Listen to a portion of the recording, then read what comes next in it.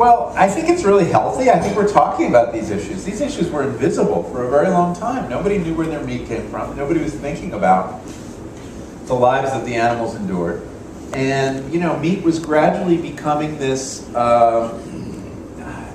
deracinated product. I mean, you know, I mentioned this in Food Inc., that one of the oddities since I was a kid, when you went to the meat counter, first there were butchers then, and you could actually see carcasses being cut up occasionally. You know, this, oh yeah, that's an animal, that was an animal.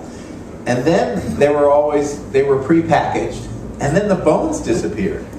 You know, it's very rare you see any cut of meat that has bones attached to it anymore. We're looking to kind of take this protein and return it to this state, or advances to the state of pure protoplasm that doesn't really come from an animal. So the fact that we're having an argument about this, I think, is a very healthy thing.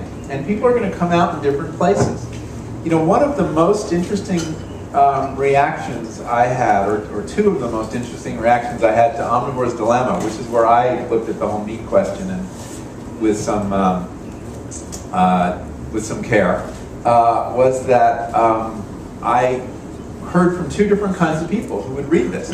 The first was meat eaters who said, I read your book and I can't eat meat anymore. I've stopped eating meat. I'm a vegetarian. I thought that was interesting because I wrote the book and I'm not a vegetarian. And but they had read my accounts of slaughterhouses and feedlots, and for them, what they had learned, they didn't know it, and it made it impossible for them to eat meat. I thought that was great. And in fact, the animal rights community, when that book came out, PETA and all these kind of groups were really friendly to me, and because they thought I was like 98% of the way there, and they could like push me over the edge with a little bit of help. But I had very nice encounters and did some events with animal rights groups. But then there was the second wave, which was all these vegetarians who read the book and decided they could eat meat again, because there were farmers growing animals in ways that they could feel good about, and they didn't know there was an ethically or morally defensible way to do it. And that when they read about Joel Salatin and all the other people doing meat production in a humane way, they felt they wanted to support that. That it was better that you know, pigs and cows and chickens lived and died than not lived at all. And so then the animal rights people were a little less happy with me. But the fact that people could come to either of those conclusions reading the same thing, that's what's great. I mean, you know, that basically people were processing the information in two very different ways. And all I ask of my readers is that they think through the consequences of their food choices, wherever they come out. I really don't care where they come out. I just think the issue is that you? I'm sorry.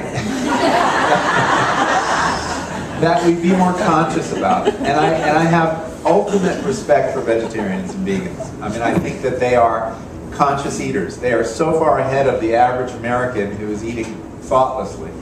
And that I don't come out there is another, you know, another issue. You know, there's a certain amount of acrimony going on, and I regret that. There are people attacking, you know, meat eaters, and less so vice versa. But that's too bad, because I think you can come out in different places. But in general, the animal rights, animal welfare movement has, I think, embraced sustainable agriculture as taking the cause to a certain extent. It's not abolition.